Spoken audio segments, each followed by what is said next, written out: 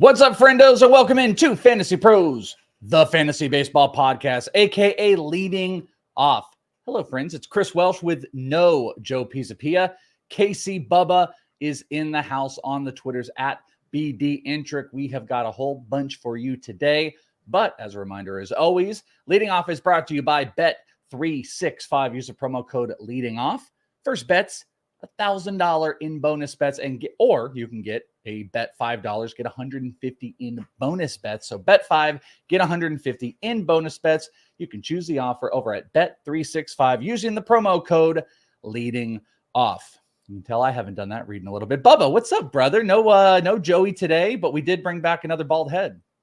Yes, you got to keep the baldness going. We're back in the saddle. Going to be, like you said, coming at you in July and more so as it goes on. So it's good to be back, my friend. Always chatting it up, baseball and whatnot with you is a pleasure as usual.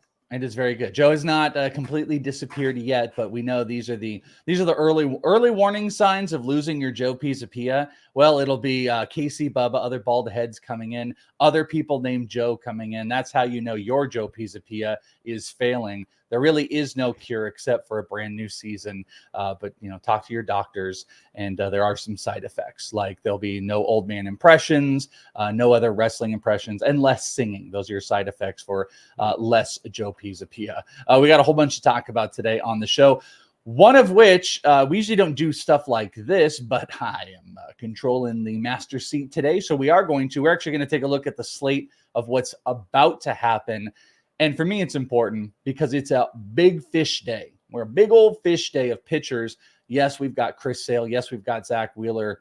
But the two pitchers that I want to talk about, Paul Skeens and Luis Gil. And Bubba, you can probably guess why I want to talk about them, because they both equate to the biggest questions that I get from anybody. Will these guys finish out? I literally got one this morning. Hey, do you think that Paul Skeens is going to be able to finish out the year, or should I be trading him? Joe and I have talked about this a decent amount, but as the starter for the second half, let's start with Paul Skeens.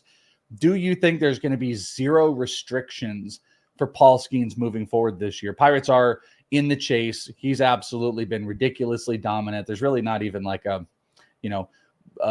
do we worry about having him in the start or two or something like that? It's really, will he be able to finish out for my head-to-head league? So thoughts on being able to trust Paul Skeens rest of season?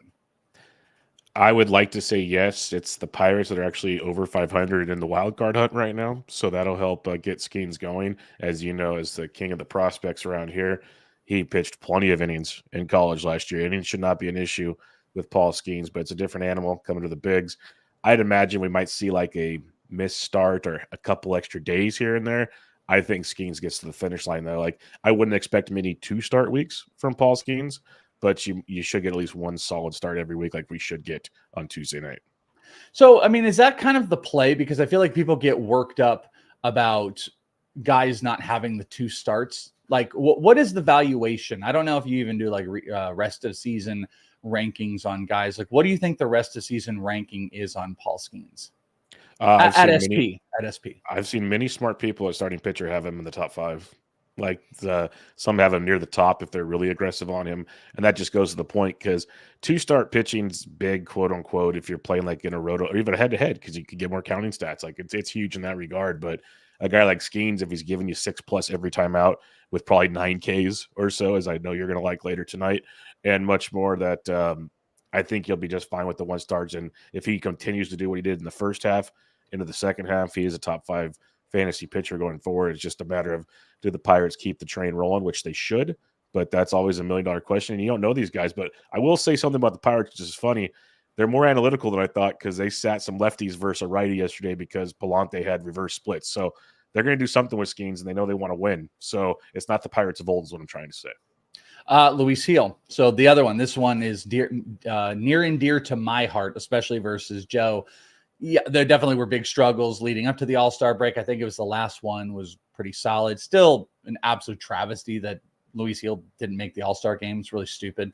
But he got a little bit of rest. They didn't start him right out. That was good. What do you think the outlook for Luis Gil is going to be like? Sans production. Take away the production for a second. Do you think it's a similar trajectory? Because I would mind you that the Yankees are guaranteed in the playoff race. Yes, the Pirates are in it now. The Yankees will be there this entire way through. And I don't think there's any coasting that's going to go on where it's like, hey, guys, we're going to rest everybody and we're going to be cool. What do you think the trajectory of Luis Gil on the heel of us seeing him pitch today for the second half? Yeah, his last 2 starts have been really good. Been the Luis Gil of early in the season, so that's a plus. We've documented it in many places. People have said the innings in previous seasons to this year, gigantic difference, huge difference. So I think there's going to be some babying at times, but like you said, they're in the playoff race. The Orioles probably are going to win the division, so that means the Yankees are fighting for one of the wild card spots, and we know how dicey that can be. They're going to need Luis Gil to get them to the finish line with all the injuries to the pitching staff. So it might be babied. It might be a short start here, a long start, normal start here. But I think we'll see Luis Gil to the end. They can't afford to shut him down, basically, is what I'm trying to say. Wild in the second half draft that Bogman and I do for our home league. Paul Skeens was the number 2 pitcher overall. Number 2. We're only playing the second half. Luis Gil, I drafted in the 12th round. Yeah. That big of a gap. Do you think really worried about the innings? People are really worried about it. Well, because also they've openly talked about Luis Gil maybe going to in a bullpen spot. Do you think both are going to ball out today? Yes. I will say Gil's got a tough match at the Mets offense. Is no joke. That's a tough one. Skeens is going to crush, knock on wood, should crush. I think Gil does great, though. He's got 6+ in his last 2 starts, limited the damage, got the strikeouts. He looks good again. Skeens. All right. Other news and notes that are out there. Mike Trout is beginning a rehab assignment tonight in Salt Lake. And the thought is it's going to be 2 games, and he could be back on Thursday. Thoughts on getting Mike Trout back? Obviously, you have him. You take that trust and you put him out there. This would be a very Joe take. Do you think the opportunity to get out from Mike Trout from the rest of the season is imperative for fantasy owners, or should they openly embrace, great, he's coming back, I'm good to go? Well, it's awesome if he's coming back. If you've saved him this long, you're embracing the heck out of it. If he hits 2 home runs in this week, I would trade him as soon as you possibly can, because I love Mike Trout. I think any baseball fan loves Mike Trout, but we also have to be real about this. Like we joke about Royce Lewis. Let's just stop Mike Trout from doing the same thing. So it's awesome he's coming back. I was shocked he only needs 2 rehab games after not being able to run for so long, but it'll be great to have him. Enjoy the little moments you have. Let's say you need pitching. Would you trade Mike Trout to get Luis Gil? Yes, Luis Gil doesn't scare you enough to he's not injured. He just has an innings restriction, so at least he should make it to the finish line. Again, everything is a should in this world of injuries, but I would take Luis Gil in that situation. I try to shoot higher, but I would be okay with Luis Gil. Well, Mike Trout coming back going to be huge. Ellie De La Cruz, the biggest, 2 for 4, totally destroyed the Nerfy yesterday, by the way. Had a really great day betting. That was the one scoff on the record, and it was because he flies. He absolutely flies. Went 2 for 4, 49th stolen base of the year. It was actually on a double steal with Will Benson as the Reds won 4-1 over the Braves. That full game run line or money line paid off with the Reds. Thank you very much. Ellie De La Cruz steals 80 bases. Yay or nay? Nay. Oh, okay. I was going to play chicken. Chicken up. Never mind. We're done. I'd say it's going to probably be closer to 70 just because of, we only have like 9.5 weeks left. So I get still a lot. Don't get me wrong, but we've seen Ellie go through his slumps. I'm going to say closer to 70, not 80. Let's say somebody in February or early March went on a show and was like, hey, Ellie De La Cruz is going to lead the league in stolen bases. Here's a bet. Plus 600 at that time. Put yourself in that time. How smart would that person be? Well, if he lives in Arizona and he just I know no reason to who it is. I'm just guessing he's probably a pretty smart individual that took advantage of that one. But is this person someone that likes to count their chickens before, their eggs before they hatch type thing, or how's that go? Oh, I have no farm. We're not hatching. I'm just curious the level. That's a very smart move. It's intelligent. Like Einstein would like to have a cup of coffee with you type thing. Great. Just checking everybody. No specific reason behind it. Another great shortstop, Francisco Lindor.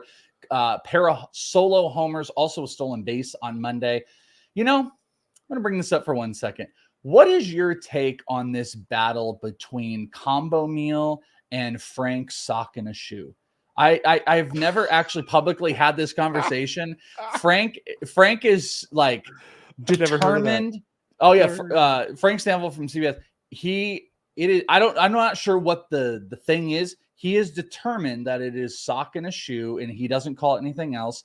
But everybody before that called it a combo meal. By the way, I'm talking about a homer and a stolen base. Do you have a side to sock and a shoe or a combo meal? Oh no! Did Bubba freeze or did I freeze? There we go. The combo meal for me all day long. It's been that way forever. I've never even heard of sock and shoe. Sorry, Frank, but yeah, we're going combo meal. It's much more appetizing to me.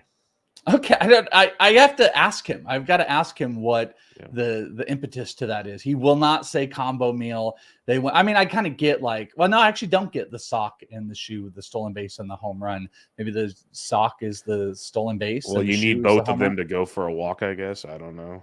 Yeah, I don't know, but there are two out underwear and pants, or yeah. But by the way, the chat is dying because I don't know if you probably don't know this, but apparently, if you have a bald head, internet is shaky.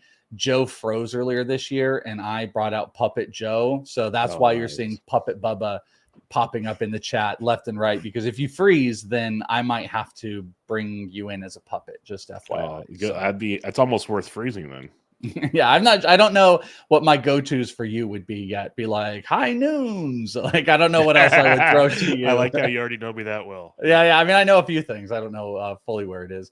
All right, so that would be a poll I'd put up. I'm not going to do it. Let's see.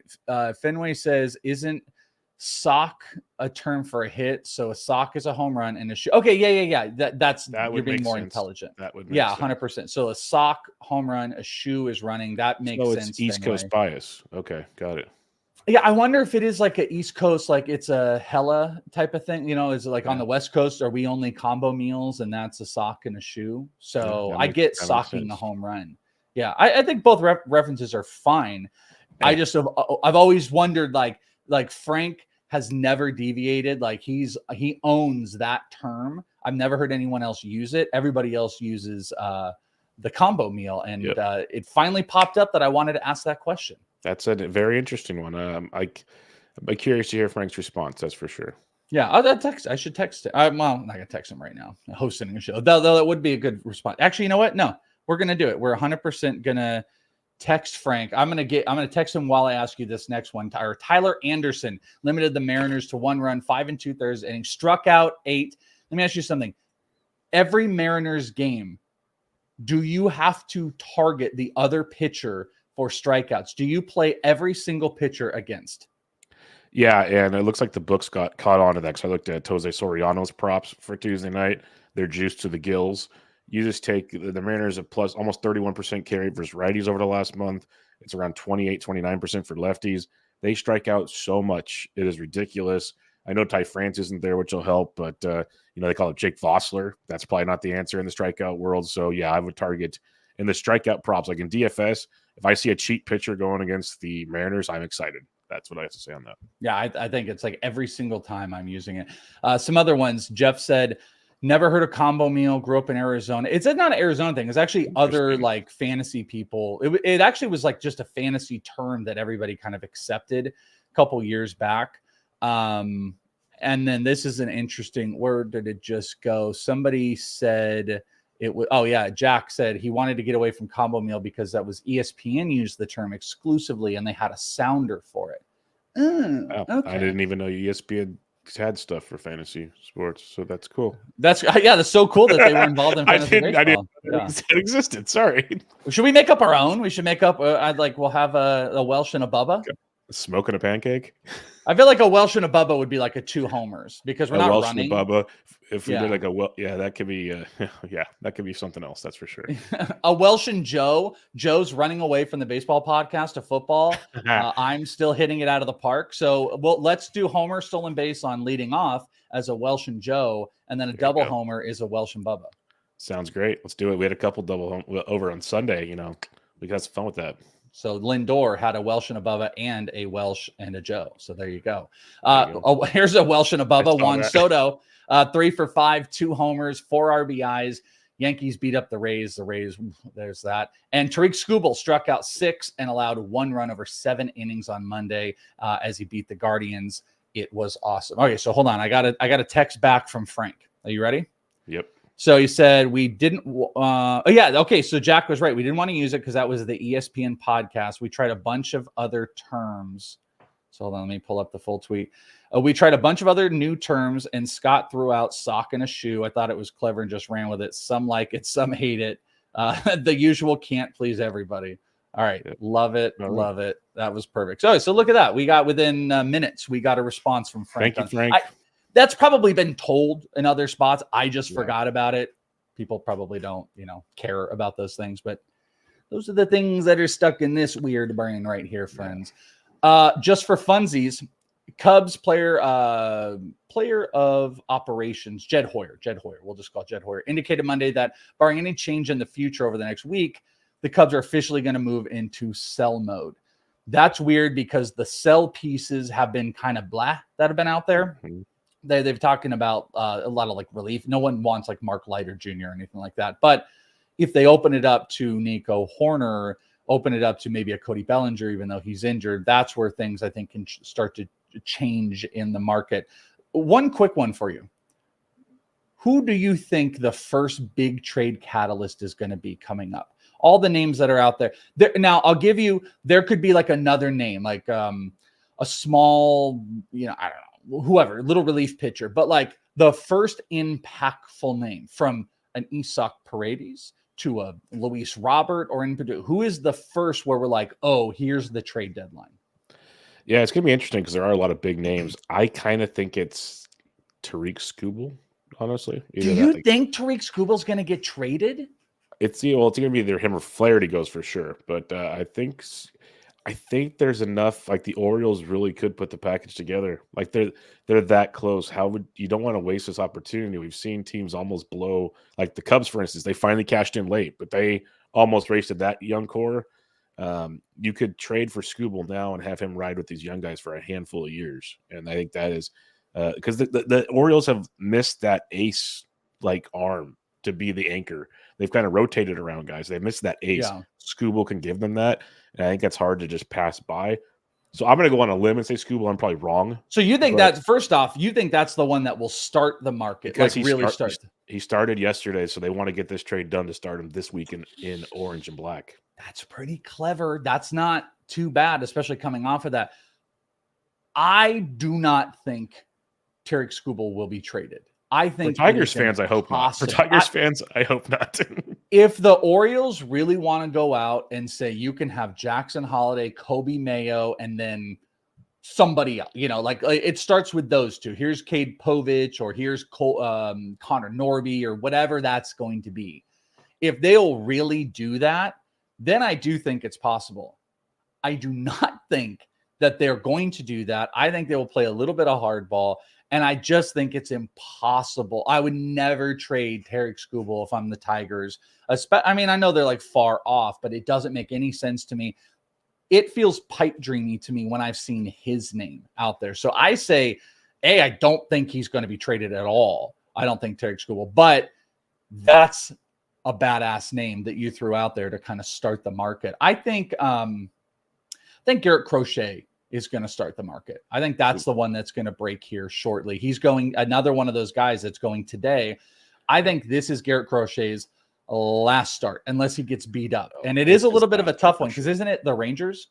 It's the Rangers, but it'll be like Crochet start on Sunday. He's going to go 2, maybe 3 innings. He's not going deep because they want to keep him healthy to head out. So I'm like, it's a showcase, but not a showcase, if that makes sense. Yeah, exactly. So I think Crochet starts the market. You say Skubal, which would be dominating. And that's not to say like there won't be another little trade or two, like Mark Leiter Jr. could get traded. But like when you really know the trade deadline has started, that is what I'm talking about. Here's one for you real quick. I know we got to move on. If, J-Rod has his MRI come back, it's just a sprained ankle, whatever. If that thing doesn't get better in the next couple of days, watch for like Randy Arozarena to head to Seattle. That's what I'm waiting for as well. Yeah, a big rumor has been Jazz Chisholm to the Mariners. They clearly want to get some outfield help as well. So one of those guys, Randy, looks like he is going to be on the move. Also, Isak Paredes. I mean, we could make a list of the players that look like they're going to get moved.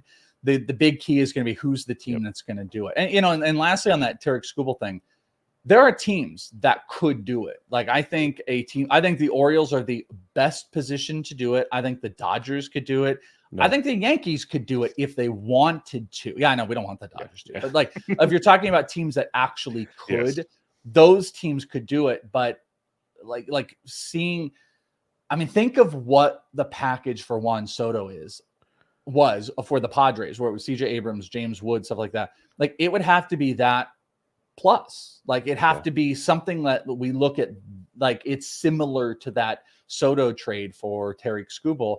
And I think Baltimore would do it. I just don't think Detroit is that open to doing it unless it's a complete blow away trade. And you know what? Baltimore should be open to it. Like even if they did cost them a Holiday and it did cost them a Mayo, like having Corbin Burns and Tarek Skubal would be the two best 1-2 punch. Now here's the only problem with that though. They're still missing. Like if you need to get Flaherty in that deal too. Like I think they will if they give them the package they're hoping for. I think Flaherty gets tossed in on that too. Yeah. All right. Well, if Skubal does get traded, we're gonna hat tip back to Bubba. Bubba will be back on next Tuesday. Yeah. So it'll be like right at the trade. Like we'll be like it'll be the day before. Yeah. So we'll be able to really kind of like re-look back at that. Dodgers are going to be in the market. They also designated James Paxton for assignment for everybody. That is them bringing up River Ryan today. That's also because we're going to have Clayton Kershaw. Clayton Kershaw. For some reason, that just deleted my brain. Kershaw is going to be back here shortly, and they might be on the move in the future. Some rookie looky. Speaking of River Ryan, he went 1 earned run over 5 1/3 against your Giants last night. And funny story, I saw River Ryan 3 weeks ago in the complex, and I'm standing with 2 other people. And if you ever see the Dodgers complex, not any of this matters. It's like the field, there's grass, there's lots of trees, and there's this dirt path the Dodgers have. And we're standing right behind the dirt path. River Ryan, the far side of the complex, was on one of those electric bikes. Dude was blazing 40 miles per hour. Just full. We were terrified, and we didn't see him the rest of the day. We thought he might have crashed. We were terrified for him. I've never seen someone fly on the backfields like that. He drove that thing all the way to beat your Giants, though, Bubba. Any River Ryan thoughts? He seems like a wild child because I did watch his start, and his haircut. He's got the triangle like coming from Major League in the back of his hair. So he's like Wild Thing Vaughn out there. Fun to watch, but control is an issue at times, which you'd expect from young guys, especially in their first start. But should be a fun outing overall. We'll see if he sticks, though, because like you said, Kershaw Thursday. They said Bobby Miller, one more start in AAA. Who knows what Walker Buehler's doing in the Key West. Like they'll be getting guys back pretty soon. Also in the rookie, Ben Rice, 0 for 5, 3 strikeouts. Rice is 4 for 44 with 21 strikeouts since that 3 home run game.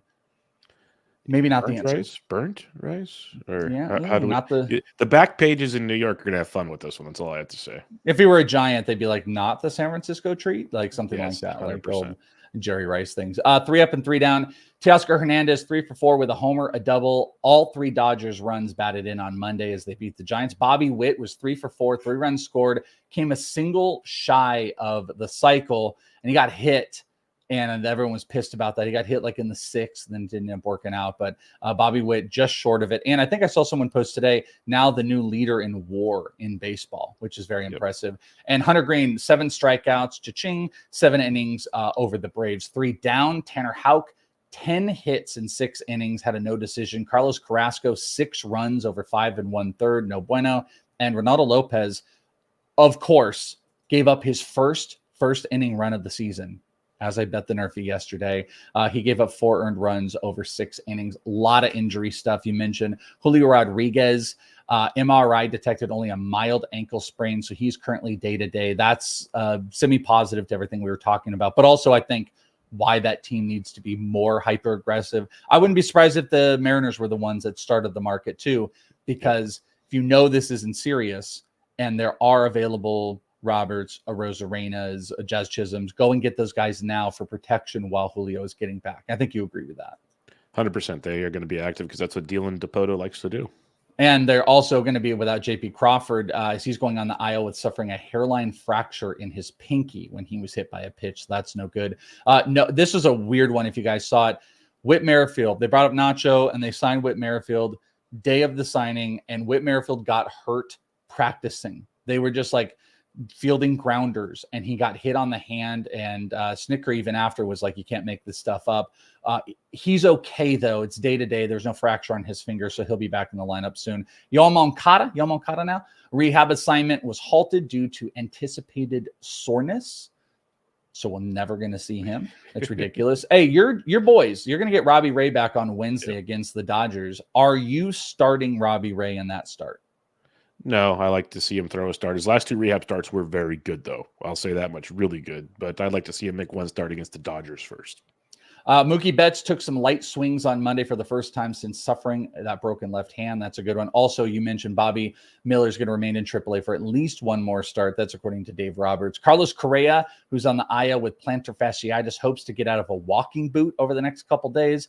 That's another team that might get involved in the trade market. You're also going to see Royce Lewis, who is starting a rehab assignment on Tuesday. That's huge that we're going to get him back. There was kind of some, I don't know, there's some question marks about like what was the timeline going to end up looking like for him, so that we're going to get him back here shortly. That's a huge positive. And this isn't an injury. I mean, it is to not him, but Austin Riley went on to the paternity leave. And if anybody saw it, he left in the 9th inning. His wife went into labor in the 9th, and he just like high-fived out of there. And he's obviously not going to be around today. I'm not really sure, probably over the next couple days. So congratulations to them, but he's going to be out for a tiny bit. Those are your injuries, but now let's talk about what some and many might be waiting for. It is time for the best bets of the day, brought to you by Bet365. No one's used to me saying that entire thing.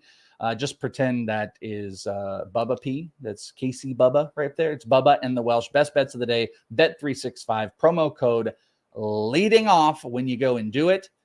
Bubba, let's talk about some best bets. Let's go. Have you go first. I like going last anyway. So talk to me about some of your favorite bets for the day.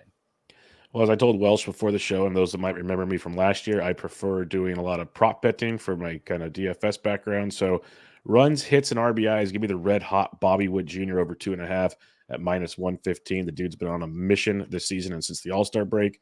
Lawrence Butler over 1.5 hits, runs, RBIs -110. Absolutely love what Lawrence Butler's been doing in the month of July. Unconscious. He's been ridiculous. One of the hottest players in baseball right now. I mean, and just to add into it, we were doing this thing on ITL yesterday. There's something with the A's and how they're coaching up these players, because he is like high barrel rate, high hard hit rate. He's hitting at the top of the lineup. He is consistently making contact. He's a multi-hit guy every single game. He's a really great bet. I'm surprised. I think they're catching up a little bit because what did you get? Time. Like, is this hit run? But it's hit run and RBI. Yep. I would bet you could still get his total base number for probably like plus 140, 150. Hit run RBI is usually like a little bit juiced up, but that's still a decent number, but it also shows they're starting to catch up to Butler. Yep, leading off for the A's. I like Max Schumann. Someone asked a question there. I didn't play his bet, but he's another guy getting on a ton, doing his thing. The last bet I made was the Cubs -1.5 run line going up against the Brew Crew, +175. Let's get some good odds on that one. Jameson Taillon has been outstanding of late. Very, very good. You just got to pray the Cubs bullpen doesn't screw it up.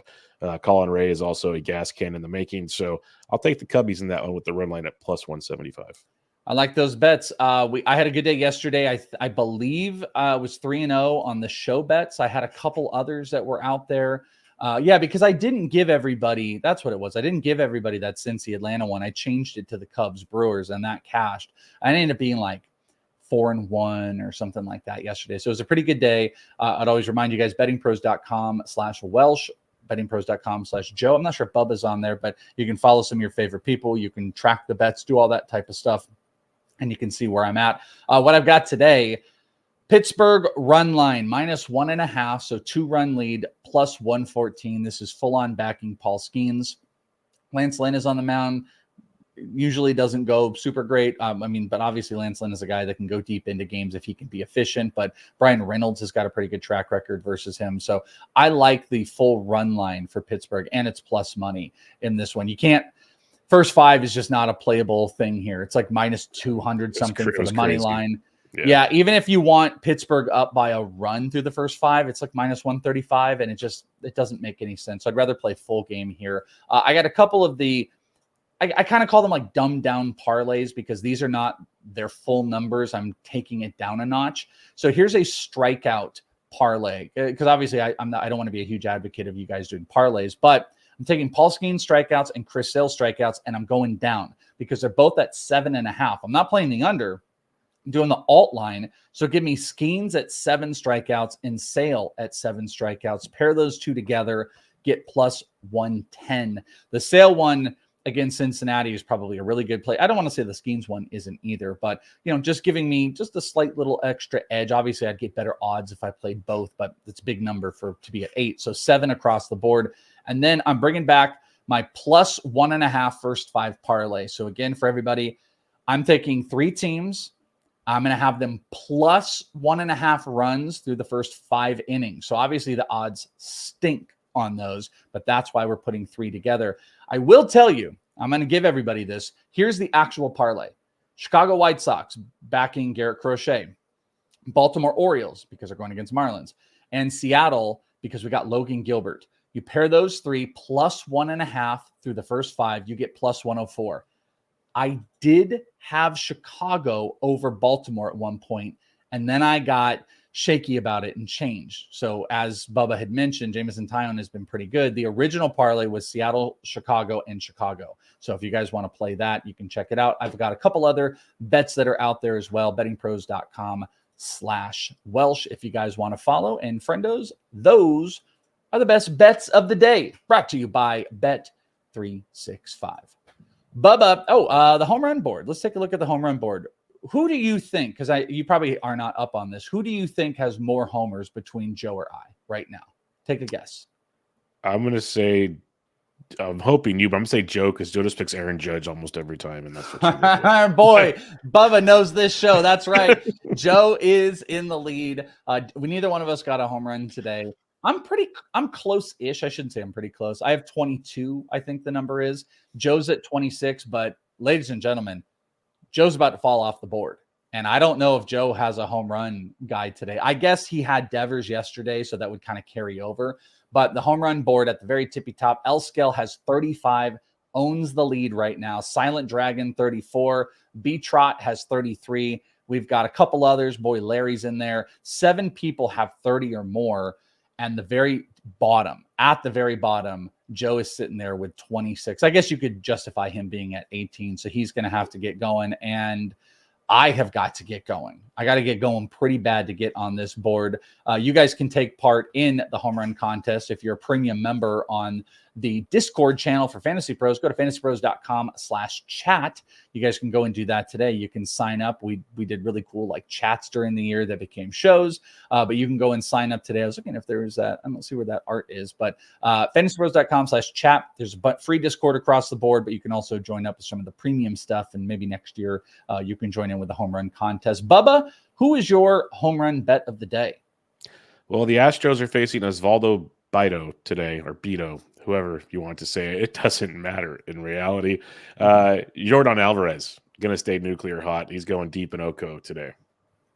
All right, I'm going to go back to the well that works out for me. We haven't seen a whole bunch. He really disappointed in the home run derby, but I love the matchup for going up against the Marlins. So give me Gunnar Henderson. Gunnar Henderson, probably, I would have to go back to see the stats.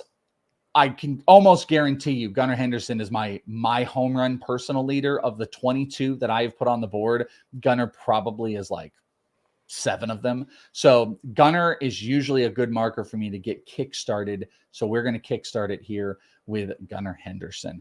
Bubba's going to be here with us on Tuesdays through July, and then is going to be a regular every single week in August, Bubba. So we're all going to get excited, get to see Bubba again. You know, you're just like another Joe. It's funny because Joe does his like old man glasses impression, and he looks so old when he does it. You're looking pretty great with your glasses. You're a youngin'. I appreciate it. It's a new adjustment this year. I started having trouble reading like fan graphs and stuff while I was doing podcasts. So, yeah, we're throwing the glasses on now, and it helps a ton. All right. Well, tomorrow Joe is back. Mr. Pia is back. We've got Arico up on Thursday, and Joe will be back on Friday. It's trade week, so there's a whole lot we're going to be covering. So make sure you guys are locked in here. Going to be probably some articles as far as the trade deadline goes. We'll be doing the breakdowns as soon as the seal breaks. As soon as it breaks, we're going to be breaking all those guys down. You guys know where to find everything else. Make sure you subscribe to the youtube.com/FantasyPros MLB, and on your favorite podcast app. For KC Bubba at BD Intric, I'm the Welsh. You can find me on Twitter at IsItTheWelsh, and we'll talk to you next time right here on Leading Off. Peace out, friends.